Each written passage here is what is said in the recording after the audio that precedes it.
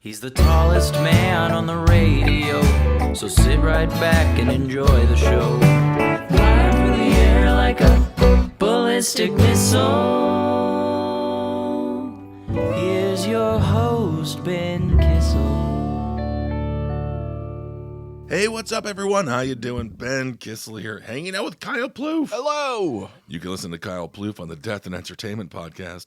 Also, Kyle is joining Jerry Aquino and myself on the YouTube show all week long. Of course, the Ben Kissel Channel YouTube show. It's available on all platforms. So go, rate, and review. Subscribe. Isn't that fun?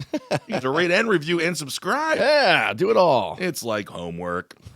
We have a bunch of stuff to get to today. First, I want to do an update. We discussed radio host Andrea Lawful Sanders a couple of episodes ago. Maybe it was last episode. She's a host of a word radio station. Now, she admitted that the Biden administration fed her answers, and boy, did they feed her. Or fed her questions, rather. Right. To ask Joe Biden to answer. Because she admitted this, she has now basically been fired from her job. Wow. This is so upsetting. My heart goes out to Andrea Lawful Sanders. I hate this with every fiber of my being, and Joe Biden should too. For a man who promises to just create nonstop black jobs, he didn't help this one. No, not at all. At all. Radio host Andrea Lawful Sanders has been forced to resign because her higher-ups were like, yeah, we all know when powerful people come in here, they tell us what to ask them, but you're not supposed to say that out loud. Oh, my God. And she did. So this is what Sarah Lomax, president and CEO of the Philadelphia-based station, said. She said, the interview featured predetermined questions provided by the White House, which violates our practices of remaining an independent media outlet accountable to our listeners. As a result, Miss Lawful Sanders and Word Radio have mutually agreed. I love when they fire you and they're like, it's a mutual agreement. Right? Yeah. It's like when you break up with someone and obviously you have an engagement ring in your pocket. Yeah. And then she's like, I just don't think it's going to work out. And you're like, it's, Thinking the same thing. 50-50. We're 50-50 on that. We mutually agree I should not have an income anymore. Then, of course, you walk home in the rain, crying violently. So they go on. As a result, Miss Lawful Sanders and Word Radio have mutually agreed to part ways effectively immediately. So my heart goes out to this woman. What a turnaround. One day you're like, oh, you're going to interview the sitting president because he can't stand of the United States. And then the next day, you shouldn't have said the truth. So she's accused of violating company policy is all. What did this happens all the time? Is she going to stand up against the president and go to the head of the radio station and be like, hey, they're giving me the answer or the questions? What do you think the George Stephanopoulos interview was? Of course, all Yeah. of these things. It's very well understood that presidents orchestrate the world around them, for Yeah. better or for worse. Yeah. But my God, I don't believe this woman deserved to lose her job over it. Word is Pennsylvania's only black-owned talk radio station. So it hurt my feelings. Yeah. It really does. Because this woman, first of all, they weren't going to do the interview unless it was this way. Let's be honest. Yeah. That's exactly the way, specifically, this administration works. It seems that it's been clouded in a lot of mystery of what's going on behind the scenes. Jeez. As, of course, we're all seeing unfurl right in front of our eyes, to our dismay for the most part. But now she is gone. It's the only black radio station in Philadelphia, or in Pennsylvania, rather, and it is primarily for black Philadelphians. That is their audience. So the reason they fired her was, quote, it jeopardizes that trust and is not a practice that Word Radio engages in or endorses as a matter of practice or official policy. Christ. She added, of course, this is the CEO there, Sarah Lomax. She added, which doesn't, who knows? She added, Word Radio is not a mouthpiece for the Biden or any other administration. But to be fair, she did ask the questions, right? Yeah. I don't think that Joe particularly hit it out of the park. You know? But it does show you how this administration has been working. And there's been a lot of media manipulation, and obviously that's why the media has now turned on Biden so hard. Yeah. Because they're mad that they got exposed for being frauds for the longest time. Do you remember when just a month ago, people would be like, I think he's got dementia. Yeah. Maybe Parkinson's. This guy's got some issues. And they'd be like, sounds like you're a quack job. Yeah. You sound psycho. What are you, an ageist? Do you remember that when they tried to call people ageist? Oh, absolutely. Yeah. Now, because it's been fully exposed that they have been lying to us as well in concert with the Biden administration. Now, of course, they're like, no, gosh darn it, we hate that old fucking asshole. But this is just sad. It's always the person who doesn't deserve to be fired is always the one fired. Yep. So, Miss Lawful Sanders, I'm sure you won't hear this. Well, maybe you will. Who knows? But my condolences, and I'm sure you'll get another job.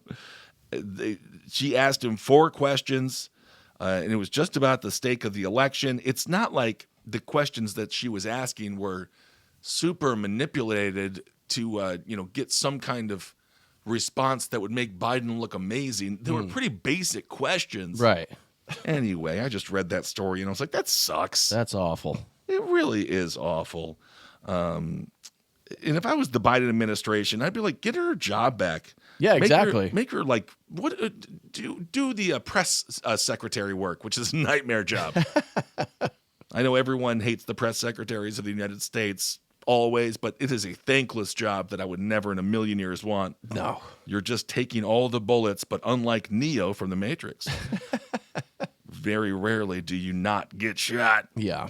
So, all right. Well, there you go. Some people are upset about this.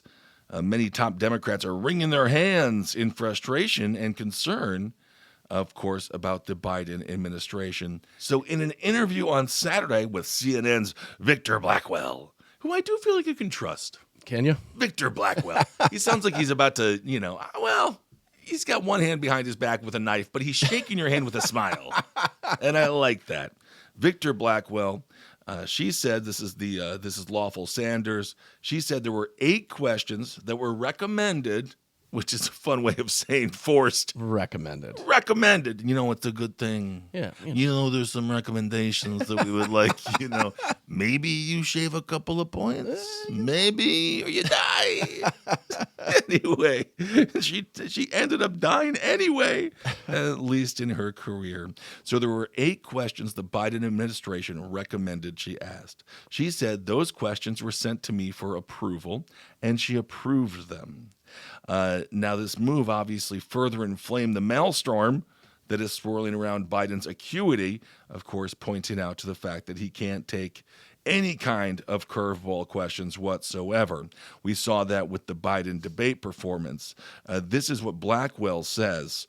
This is Victor Blackwell. He says, if the White House is trying now to prove the vim and vigor of the president, because I always like a president with vim and vigor. What the fuck is vim? Has anyone ever answered that question? What is a vim? It sounds like a computer program that just shows child porn. I don't know. I don't know what I'm talking about today. But vim. Yeah. Isn't that exciting? Got arrested for all the stuff on his Vim. Yeah, he had a bunch of vim. So it's vim and vigor of the president. I don't know how they do that, by sending questions first before the interview so that the president knows what's coming. Blackwell also pointed out that both Lawful Sanders and the Earl Ingram program, now the Earl Ingram show in Milwaukee, they also interviewed the president, and the questions were essentially the same. But Earl Ingram, he has his job. So I say, word. Get this woman her freaking job back. God, it's always just the first person they can fire, they do. Yeah. And she definitely does not deserve to be fired over this. Something personal about it. Something personal about people losing jobs unwarranted. Yeah. So this is what spokesperson Lauren Hitt said. It's not at all an uncommon practice for interviewees to share topics they would prefer.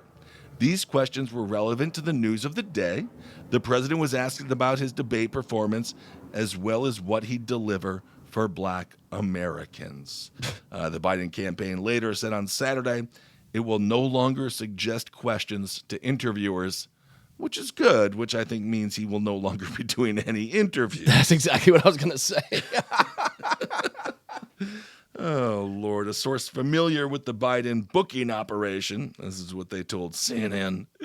Well, interview hosts have always been free to ask whatever questions they please. Moving forward, we will refrain from offering suggested questions.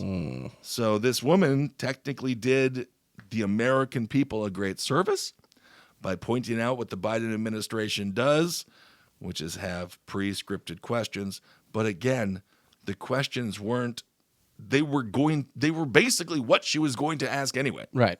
Like, why do you suck at debating so much? Do you have a brain parasite eat parts your brain? Oh, no, this is an RFK Jr. Never mind. What are your thoughts on ladybugs? So there's a little update on Andrea Lawful Sanders. Get this woman her job back. Yeah. All right. Another update coming from the ding-dong state of Florida, Ronnie DeSantis. He signed into law allowing religious figures to become school counselors. Now, of course, I have no problem if you are religious, but I do believe as a counselor, you shouldn't necessarily wear that on your sleeve in a public school. But I don't care what you do behind the scenes. However, as I said was going to happen, has happened. Florida Satanists are now volunteering to fill school counselor roles. Beautiful. So you better get ready for a lot of cool goth kids running around your halls. I don't know what happened with my son. He went to school looking like Paul Ryan from Wisconsin with his khakis, and he came back looking like some cool goth punk kid. Anton LaVey. Oh my goodness. Widow's Peak. All of a sudden, he can't stop shoving stuff up his ass. Was the name of the fat one? What was it, the famous guy there? Was it LaVey? Chris Christie. Yeah, well, fine. We'll go with Chris Christie. I forget the name of the chunky one. He died of heroin addict. He just shoved stuff up his ass all day. And he was like, I'm a Satanist. I'm a magician. I don't know that one. Yeah, he's the famous guy with the stupid hat on. I don't know. But anyway, this is according to which... Again, this is exactly what I said was going to happen when Ron DeSantis is like, let's get all religious people in there for the school counseling positions. Okay. So Lucian Greaves, can you, what do you think he is? Lucian Greaves? He's a Satanist. I always love the name of Satanists. They're just beautiful. Yeah. Lucian Greaves. He's the co-founder and spokesperson for the Satanic Temple. This is what he told The Hill on Monday. Nothing in the text of the bill serves to exclude us, and no credible interpretation of the First Amendment could. Should a school district now choose to have chaplains, they should expect Satanists to participate as well. Just like the Texas abortion ban, which has led to the death of more infants, this is now going to lead the DeSantis religious acceptance when it comes to school chaplains is going to lead to more Satanists in charge of your children. They're coming for your kids, folks. So DeSantis signed the bill in April. He described Satanism as not a religion. But Greaves said the governor openly lied to the public. This is what he says. He says, either entirely ignorant of the most basic fundamentals of the constitutional law or too incompetent to care, DeSantis fails to recognize that it is not the place of the government to confer unique rights to one religious identity while denying them to another. Oh, Ronnie D. It'll be interesting when he's like walking into schools and he sees all the Satanists he hangs out with on the weekends when they do their sex parties. And he's like, Ronnie, what are you doing here as a chaplain? You know. Teaching the children about blood. Sweet. So this is what DeSantis said at the time. He says, we're not playing those games in Florida. That is not a religion. That is not qualifying to be able to participate in the chaplain program. When I think about protecting students at schools, I always say more people dress like priests. Yeah, get the church in here. Let's get the church. When I think, what protects a child more? Well, I think chaplain.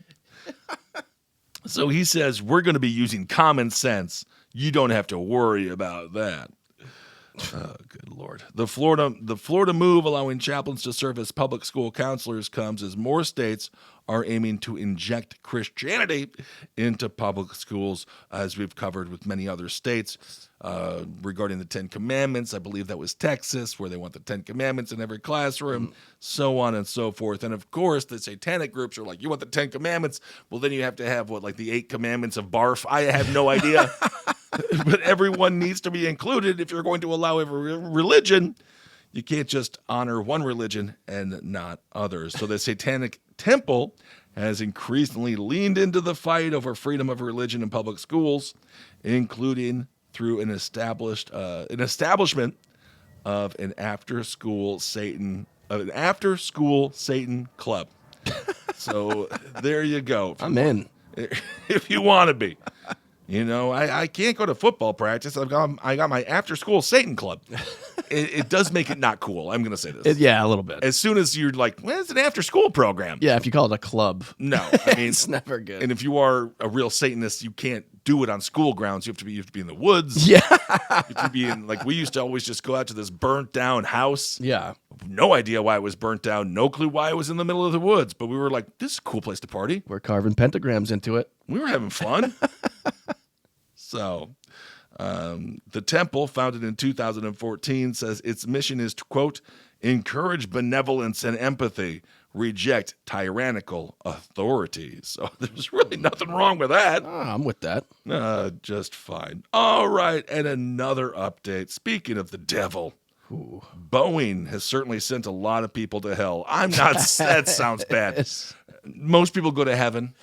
Yeah. I don't know. Or you just go to another plane, or you just go to another little area and have fun there.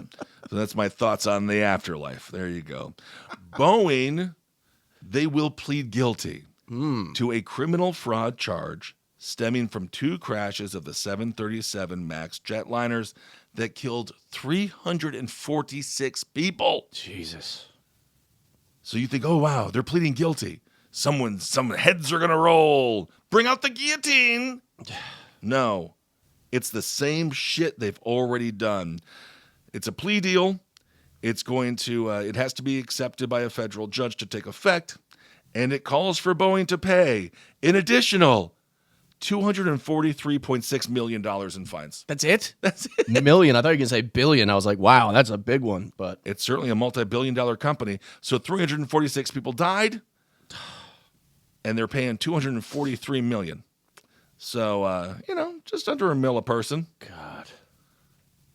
It's the same amount that they paid under the 2021 settlement.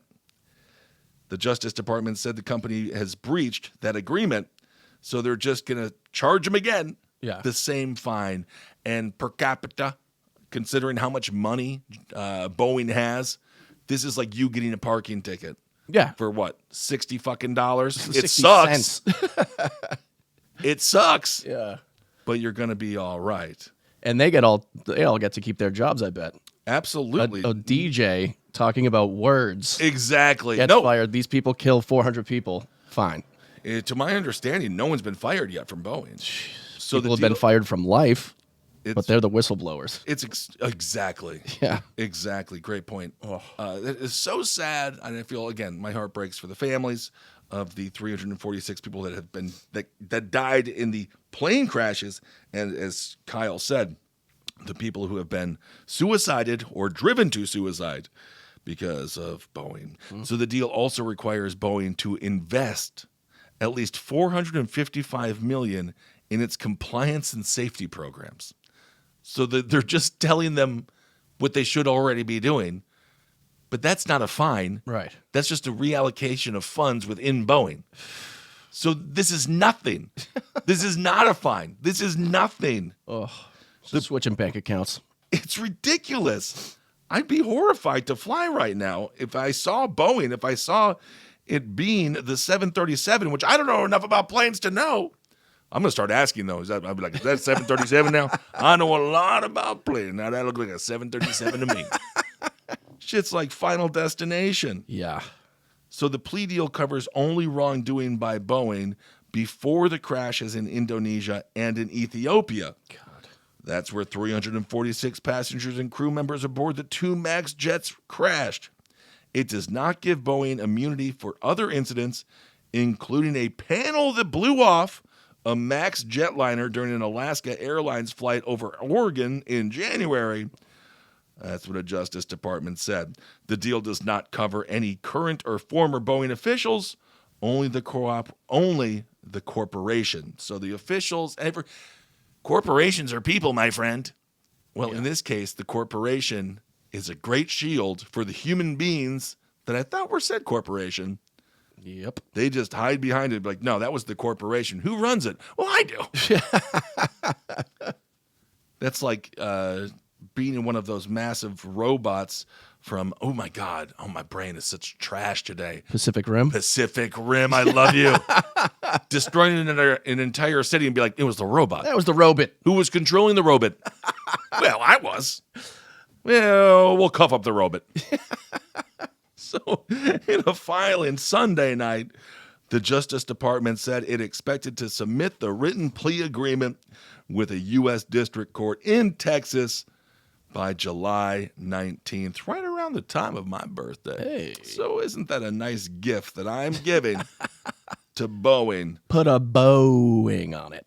Lawyers for some of the relatives of those who died in the 2 crashes have said they will ask the judge to reject the agreement. I have a feeling that's not going to happen. Paul Castle, which is a great name for a lawyer. Mr. Castle. Although it's not spelled like Castle, it's Cassel, double L at the end. Yeah. Very Twin Towers. But no one's taking this guy down. He's a lawyer for some of the families. He says, this is a sweetheart deal. It fails to recognize that because of Boeing's conspiracy, 346 people died through crafty lawyering between Boeing and the DOJ, which is disgusting. The deadly consequences of Boeing's crime, which is what it was, are being hidden. So there's a little update on Boeing, and for all the people who are like, there's got to be some justice here. The only justice is injustice. So there you go. As part of the January 2021 settlement, the Justice Department said it would not prosecute Boeing on the charge if the company complied with certain conditions for 3 years. Oh, my God. So it's like having a serial killer in there who kills 346 people. Be like, don't do it again for 3 years and you can go. We call it the Epstein rule. Oh, God. This is U.S. District Judge Reed O'Connor, who has overseen the case from the beginning and has been criticized what he called Boeing's egregious criminal conduct. O'Connor could accept the plea and the sentence the prosecutors offered with it, or he could reject the agreement, likely leading to new negotiations between Boeing and the Justice Department. You know, you do wonder if it's because these people are Indonesian and Ethiopian. You know, they're just like, well, yeah, I mean, a couple of them died. Yeah. Wasn't here. He wasn't here. The Lion Air pilot. Okay, so this is interesting. The case goes back again to the crashes in Indonesia and Ethiopia. The Lion Air pilots in the first crash did not know about flight control software that could push the nose of the plane down without their input. Yep. Which I would like to know. If I was a pilot, I'd be like, so what makes this thing crash? Oh, the nosedive feature. Oh, it's a nosedive. What a great feature that is. Oh, someone put a crash button in here? I don't know anything about aviation. I do know about love and law and justice. Yeah. But it does seem to me like having a crash button is good. I always like the one that has the nose going up. Yeah. So then you stay flying. Yeah, I'd like the no crash option, please. God. So FAA regulators, they said the software was deceiving, and they didn't even know it existed. The department agreed not to prosecute Boeing at that time. However, the company paid $2.5 billion in a settlement. including the $243.6 million fine. So maybe there's some settlement money coming. Again, I have no idea. And if it ever is coming, much like me, it's going to take a long, long time. Oof. You know they're going to fight it tooth and nail. And Yeah. it's just a horrible, horrible situation. Get those families paid. The Air Force said this is a compelling national interest in letting Boeing continue competing for contracts after the company has paid $615 million in fines since 2006. This has just been going on forever. Cost of doing business. Wow. And as we've talked about with Palantir, 37% of its revenue, this is Boeing, came from government contracts. Most of it was defense work. Well, we're about to be in World War III. I don't want the planes that have the kamikaze option. Yeah. Good God. The best customers for the 737 MAX include Southwest, United, American, Alaskan, Ryanair, which just had a massive 30-person fight on there. What? Yeah, we might cover it on the YouTube show. 30 people on Ryanair just got into a brawl. Oh, Ryanair is awful. It is awful. So bad. I was flying there from in Ireland because it's all Irish. Yep. They're so drunk on there. And the people that were on the flight, we saw them in the airport, and they were singing these drunken hooligan songs. Oh, really? And I was like, oh, they're not going to let them on. I think they were like... They flew the plane. basically were. As soon as the damn thing took off, they like flooded, they like ran towards the front of the plane like it was 9/11. But really it was more like it was, 1:59 and the bar closes at 2 a.m. And they were like, where's the wine? All this Irish shit. I couldn't understand a damn thing they said, and I'm so fucking big, so immediately, look at you big fucking... I was like, what are we doing here? Damn plane. That's why sometimes when you travel overseas, I'm like, you know what? This is why it's good Americans have so many guns. You can't act like a total jacket. You do get shot. You do get shot. So Boeing also makes a capsule for NASA. And so that's all. So there you go. And then Richard Blumenthal, who looks like Skeletor, I think he's dead. Just forgot to lay down. He's a Connecticut Democrat. Truly horrifying. I mean, just a man, speaking of... he needs to go to the Satanist Kids Club and just slam down the blood from their veins. He says, we want Boeing to succeed. Why? They suck. Yeah. They're just killing everybody. So he says, Boeing needs to succeed for the sake of the jobs it provides. There'll be another airline that'll do better. For the sake of the local economies it supports, for the sake of the American traveling public, for the sake of our military. Oh, God, get out of here. So that's what happens when you start having companies and the United States military butt to butt. I didn't take it out for air, honey. All of a sudden, they can do whatever they want. All right, well, let's move on to another massive multi-billion-dollar corporation or company or entity. Let's talk about insurance companies and Medicare. A new story has come out that insurers have bilked Medicare for more than $50 billion to treat illnesses that ain't real. Oof. Isn't that exciting? Wow. So private insurance firms running Medicare Advantage, and everyone who has Medicare is like, this is such an advantage. Every day I wake up and I'm like, thank you, Medicare. The way I've got to fight tooth and nail to prove that I have a broken leg, even though it's off my body. My mom had to go have surgery. She did a little slip and fall. She's getting to that age now. She's going to run. Yeah. She's going to run for president. Oh. She's starting to do slip and falls. She ended up breaking her arm. And to get the surgery, first of all, you have to go through so much online bullshit. Mm-hmm. It's insane. Just to prove that you're in pain, which is a very difficult thing to prove. Like, they have a thing where you like yell really loud and they're like, no, you didn't quite meet the threshold. She was supposed to have surgery like 3 weeks before she was able to. Mm. And then the whole thing was just such garbage. Jeez. And these are people who are theoretically the dream patriots for America. Yeah. They love this country. But it is sad to see as everybody gets to that age where they really start to need this stuff, they're like, oh, yeah, it is broken. Mm. It's if you don't think the medical system in America is broken, you just haven't broken anything yet. Yeah. And then you'd be like, oh, yeah, it is. Yeah, it's fucked. This is horrible. Like when I basically broke both of my arms a couple of years ago with my slip and fall. Oh, It was horrible. I couldn't use my arms for like 8 months. that's awful. Which goes into a whole nother story that at some point will be told. I went to the hospital and I've never been treated more like cattle. It was just horrible. The guy was like, move your arm. And I was like, I literally can't. He's like, well, they're not broken. And I was like, I don't know. Every nerve in my body is broke. I can't move. I can't open a door. I can't open a door. My little brother Michael had to put my pants on for me. Hey. Don't A that. Take them off for you, too. Well, I did that with my feet. You bastard. So, private insurance firms running Medicare Advantage programs have been overcharging the federal government, which is us, billions of dollars by making patients look sicker than they really are. The excess charges are driven by the fact that insurers in the for-profit Medicare Advantage program are paid more for providing health care to patients who have certain complex medical conditions. So, for example, a patient with a chronic condition such as diabetic cataracts, it's my favorite car, or morbid obesity, don't fucking look at me. I'm working on it. There you go. It's not morbid obesity. Currently, it's like fun obesity. It's not. I can feel all my limbs. Although my slip and fall, that didn't help. Yeah. I was like, "Ooh, I gotta drop some pounds. I'm breaking my arms just falling here."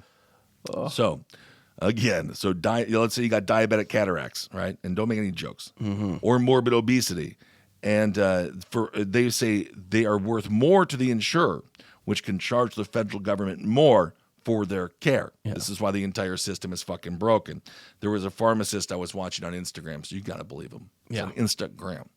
And he was saying if it wasn't for the pharmaceutical company coming in, you would get your shit for like $3, but then when it's all said and done with all the stuff, you're paying maybe $15 for it, but it's a $9 or whatever, surcharge. Anyway, they just get in there, they take that money, they funnel it all around, and it's totally corrupt. Jesus. So that's my brilliant explanation.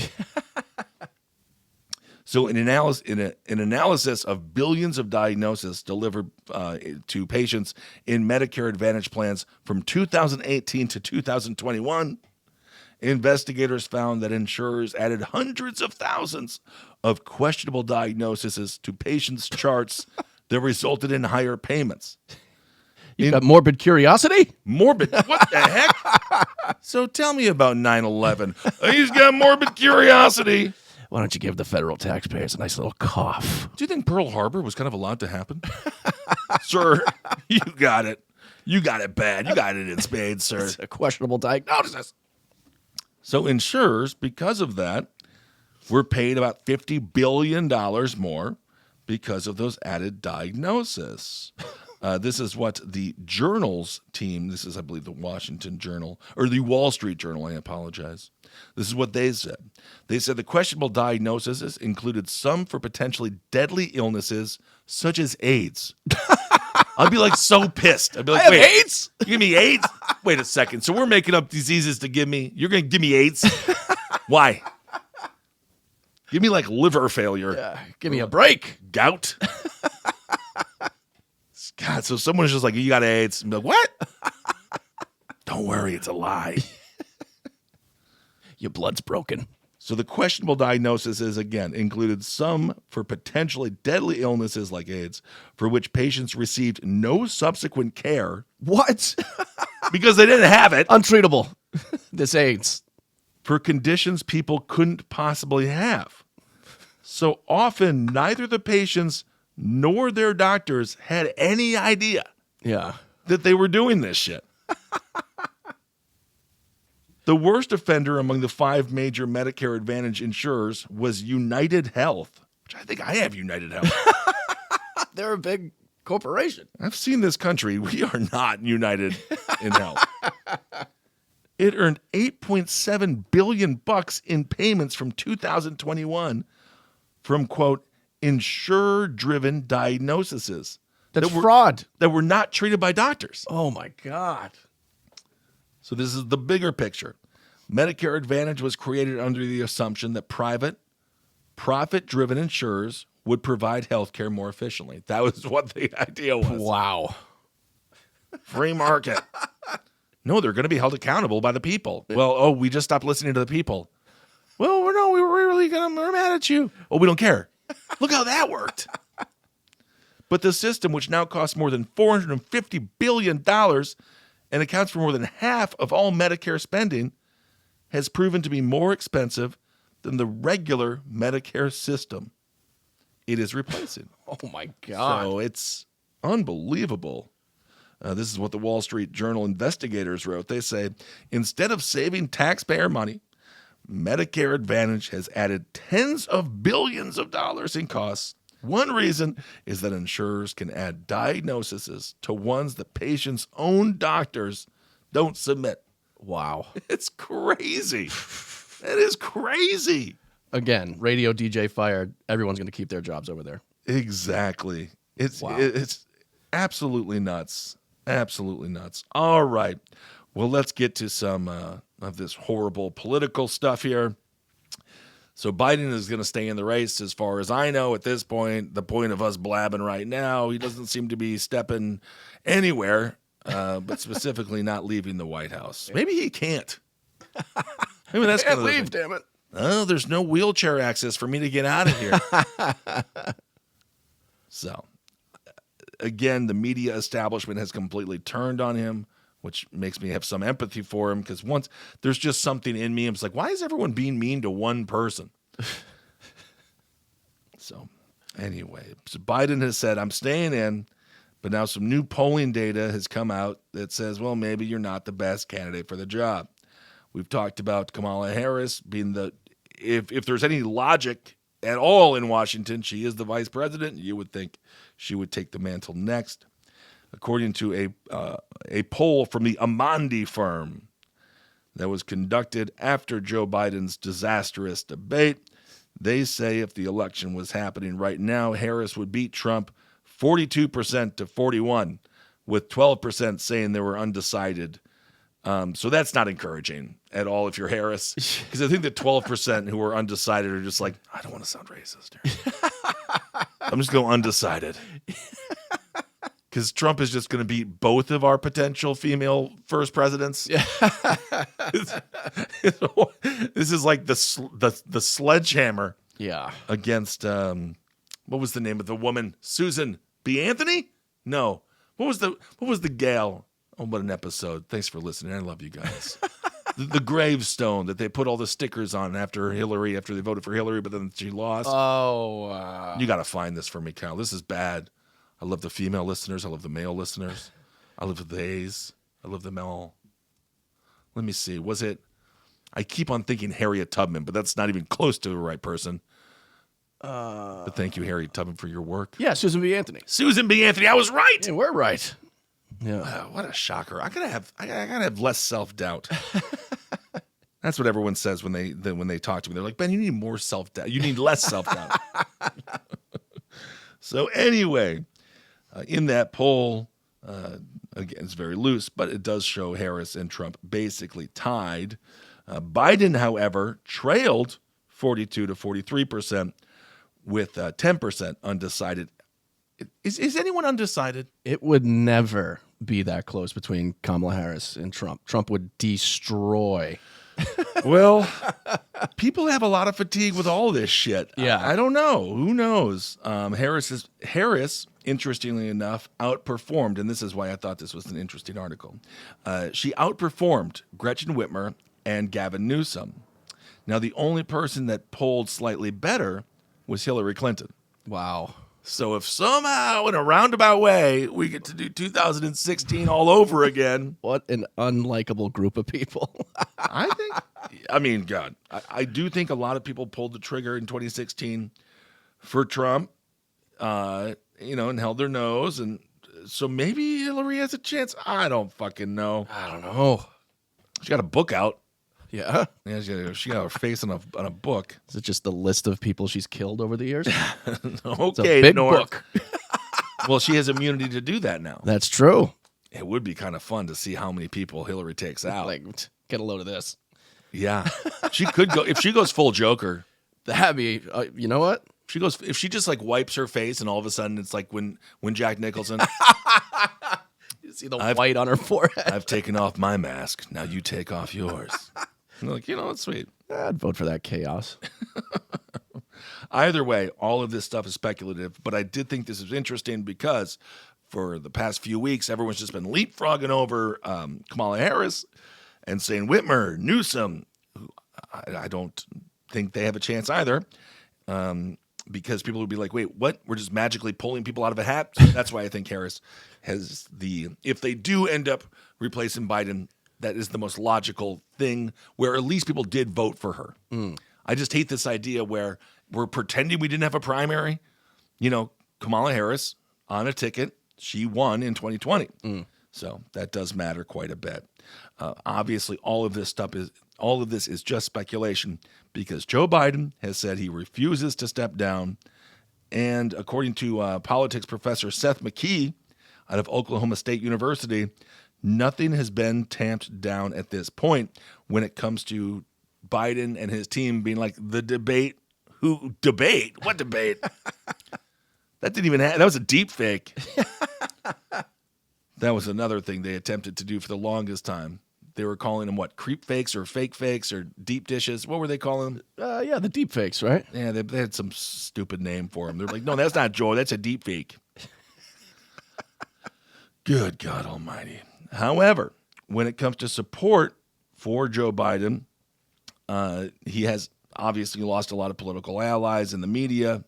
A person I respect immensely, who is a real idol of mine, who probably doesn't even like me. A lot of people don't.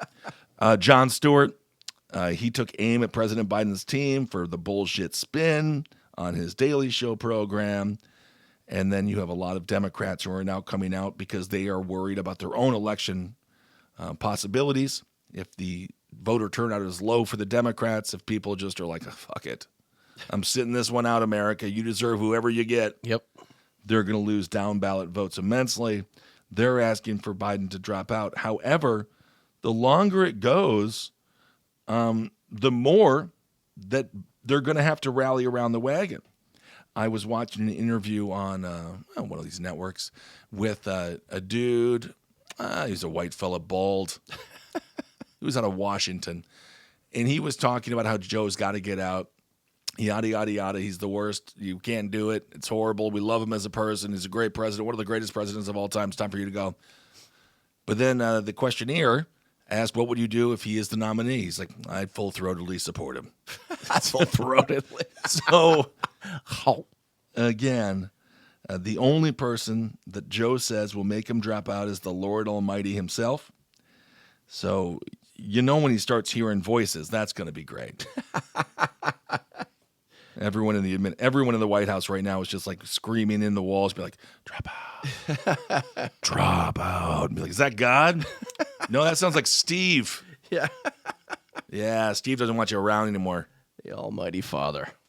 Yep. So obviously that George Stephanopoulos interview didn't really move the needle in favor of Joe. But again, in this unbelievable race to the bottom, many people have said they'll vote for Joe Biden's corpse over Donald Trump. So, and Donald Trump, he's really been relatively quiet. It's just nuts to see the media firestorm talking more about Biden than Trump. This is the first time in the past, damn near 8 years where it hasn't been Trump, Trump, Trump.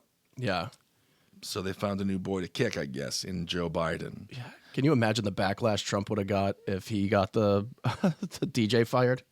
Oh, it would have been insane. He never would have asked, but he doesn't.